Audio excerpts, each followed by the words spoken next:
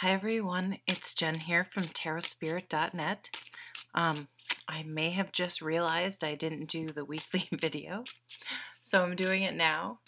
As I was shuffling, I saw the Star card, the Hierophant, and the Sun card. So hopefully those come up again. We'll see. That would be nice. I hope everyone had a nice holiday.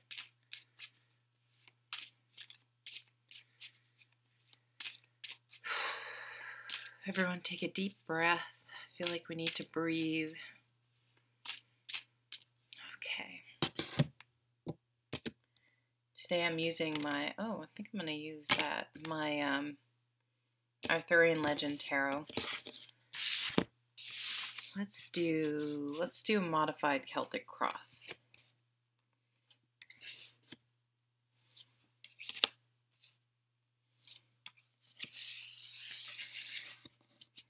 Okay. So at the bottom of the deck this week we have the Knight of Swords. So knights have a lot of, they're just a very concentrated amount of energy in whatever suit they're in. So this is the suit of swords. So this is mental thought. And so when it's the knight, it means there's probably going to be a shift in how we think about things, our perspective, the way we're approaching a situation, like mentally shifting, considering other points of view this week that we may not have been considering up till now.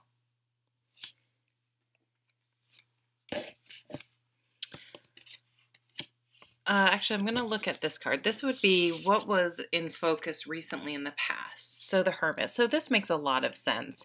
The Hermit is the card, the main spiritual card, where we really go within and figure out what our inner light is, what makes sense to us, what's our guidance, what propels us through life, what ethical and moral standards we are going to use as a barometer as we navigate our way through life. So it makes a lot of sense that the Hermit card would have been in focus and we have this Knight of Swords. So we've really been thinking about something and shifted our thinking a little bit. And it doesn't mean we've completely changed our beliefs or anything, but we've gained some wisdom, some insight. That's the Hierophant card that I saw. And it's because we've done the inner work. We've really gone within and taken the time to do the work. So let's look at the focus card here. Oh, the Empress. Wow, the Empress and the Moon. Yeah, there's something powerful about this week because the three cards that I sort of saw when I was shuffling were all major cards as well. The Empress. The Empress is telling you to follow your intuition, follow your creative desires and nurture that within you. Don't force it, but nurture it and honor it and recognize that it's okay for that. That's a valid, how do I want to say it? Your creativity is a valid part of your life. I think sometimes creativity is a luxury or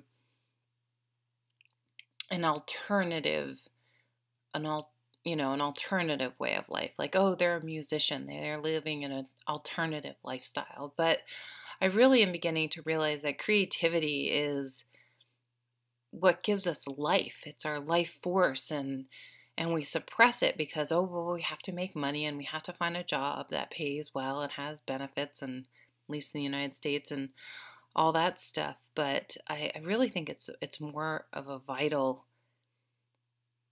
part of us that we need to really honor more and nurture and expend energy on. And with the Moon crossing it, that just tells me that maybe things have been emotionally murky or confusing because you had to come to that realization. Here's this shift in your thought pattern that your art, your whatever your creative outlet is, I mean, it could really be anything. Don't get tied down to the arts as only being painting, drawing, performance arts, singing, things like that. It can be anything where you're expressing your creative, whatever that is inside of you. I mean, it could be mathematics to some people. It could be sports. And then, of course, it could be writing, anything sort of traditional. I feel like my tarot reading is my creative outlet because I can't draw or sing at all. So just because it may not fit into a neat little package, don't let that make you confused. That doesn't mean it's not true and valid. So crowning us, oh wow, the Tower, big week.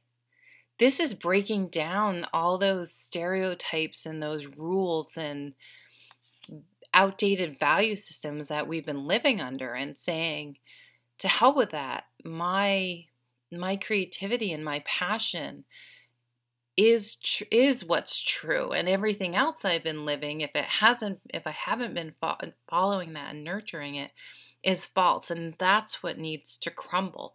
It's almost like you want the stuff to tear down.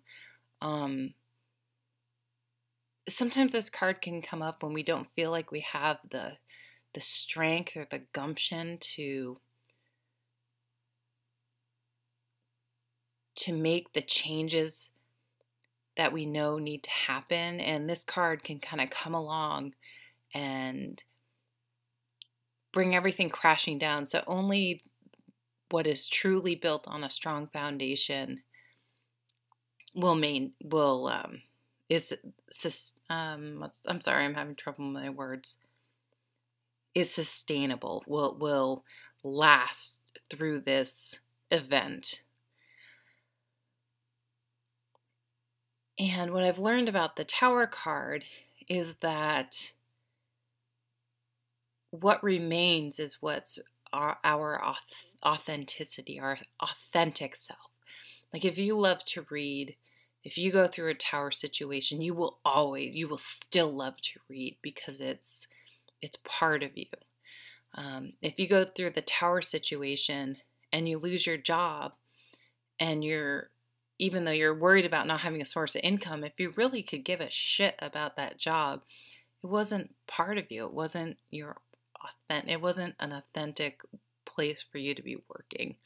And I know that can be very idealistic and we need to make money, but it's like we want some event to happen to allow us to sort of follow what really feeds our soul, which is a theme in a lot of my tarot readings.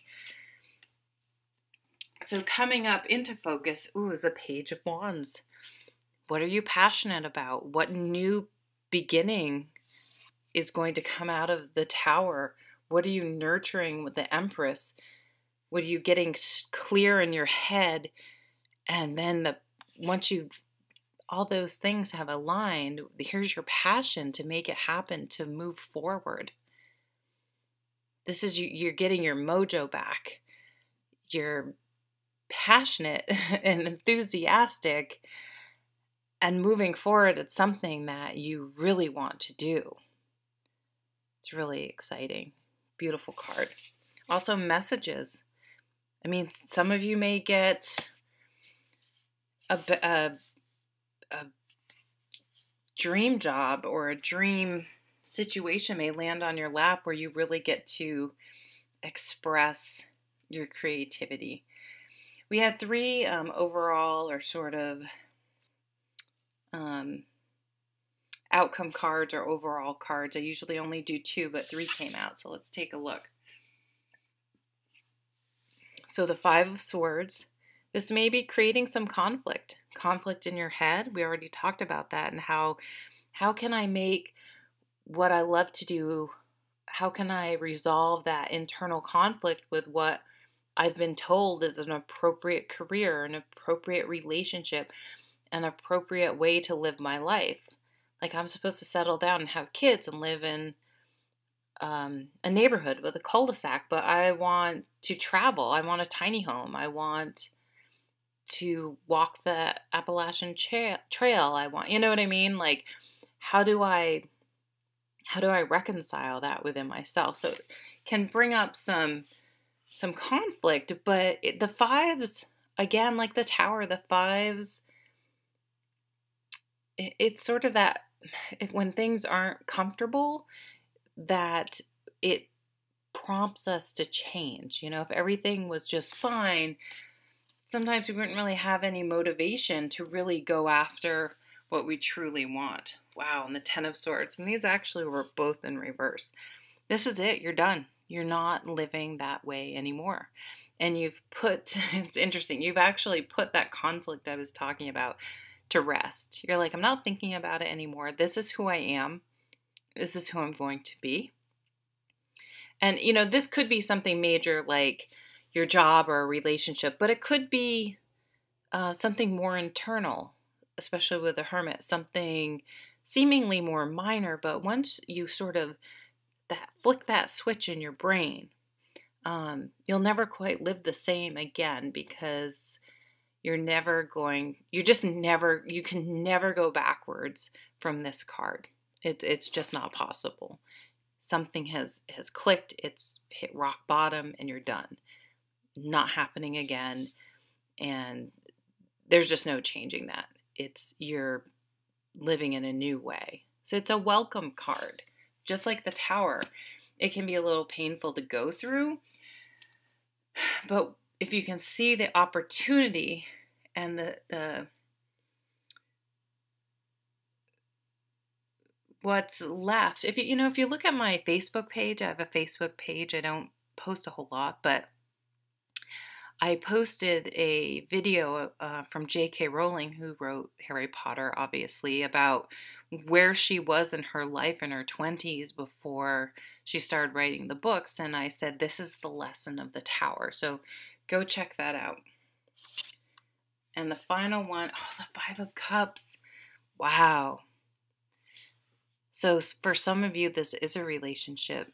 I feel like for some of you, this card is about grieving, and there are the stages of grief, right? And I think for some of you have been stuck in a stage for way too long, and that's going to stop. Something's going to click, and you're going to be ready to move on. I know when I was younger, it's a whole long story, but I had a boyfriend that broke up with me, and I just couldn't let it go. I couldn't let it go for like a whole year. And then I think he started seeing someone else. Yeah, he started seeing someone else. And it was like, it was like the proverbial, like what do I want to say? Metaphorical slap in the face that I was done. I was like, oh. Like, I think I cried for like a week, and then all of a sudden something clicked, and I was like, what are you doing? You just wasted a year of your life like pining over this guy that doesn't want you. He didn't treat you well. What are you doing? And it was just done. I was just done, and I never wanted him again. And it was that clear, that fast, that over, and I just never looked back. Well, I really love this reading. I know there are these 3 cards that came out, but it's showing that out of a seemingly negative situation, you're going to get your fire back. You're going to find your passion. You're going to find your true, authentic self and be just full steam ahead and in a much better path of life than where you had been. And you're just going to be so grateful in the long run for the wisdom and the course correction that this created. So thank you so much for watching. Sorry for the late video, and I hope you have a wonderful week. Take care.